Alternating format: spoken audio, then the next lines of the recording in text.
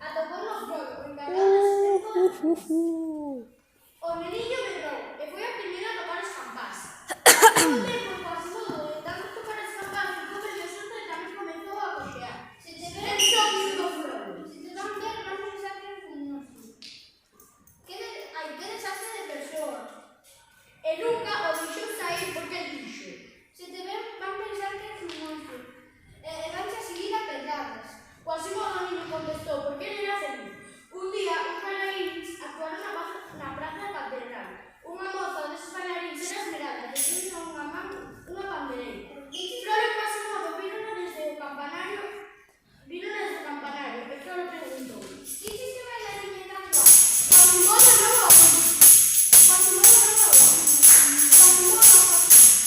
o oí. Frolo a veu. Esta noite sairá da catedral e caerás nesa moza. Quasimodo atopouna. Cando ían levala, un capitán que se chamaba Febo agarrouna polo pescozo. Quasimodo non podía dicir nada. O capitán mandou que o atase e dixo: mañá recibirás 1000 latigazos. A xente viu Quasimodo e quedou coa boca aberta. Na miña vida vira unha cousa tan fea, exclamou un home. Parece un monstro, comentou unha muller. Quasimodo cos latigazos berrou. Unha moza achegouse e deulle auga.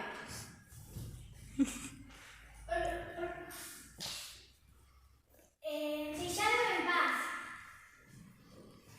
dixo aquela moza que era Esmeralda. Quasimodo, entre lágrimas, deulle as grazas e contoulle as sortes de Frolo. Ordenoume que te levate, porque creo que quere ser o teu monstro.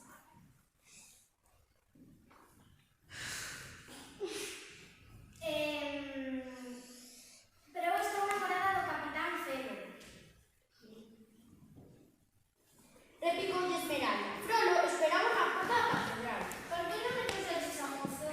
Impediu un capitán. Frolo púxose como unha fera e preguntoulle ao home. Chámase Febo.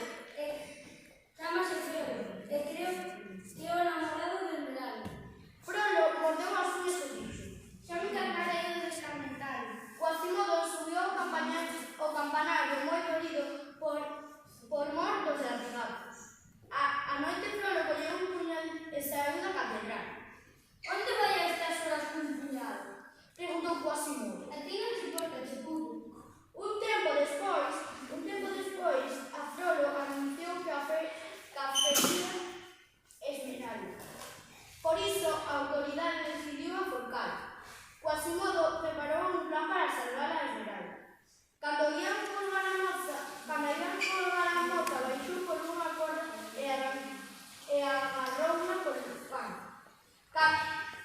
Cargando chegou a parte máis alta do campanario. Así esperaban a derrochar. Quasimodo chegou con ela ata as campás. Quasimodo contoulle que non tiña pai nin nai.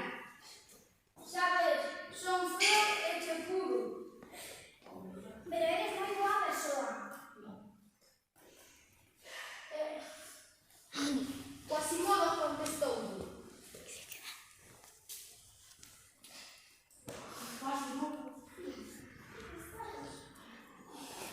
Gracias. Enseguida apareceu Frolo e dixo: Esmeralda, quero que case comigo. E claro, eu casarei contigo.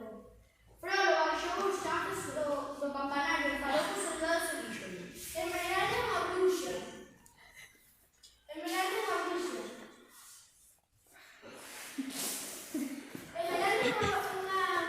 e fai cousas horribles. E Frolo mentillos. Os convenceu que tiñan que subir ao campanario para capturala. Pero chepudo, van a ficar por non querer casar comigo. Quasimodo dos ladróns e botou a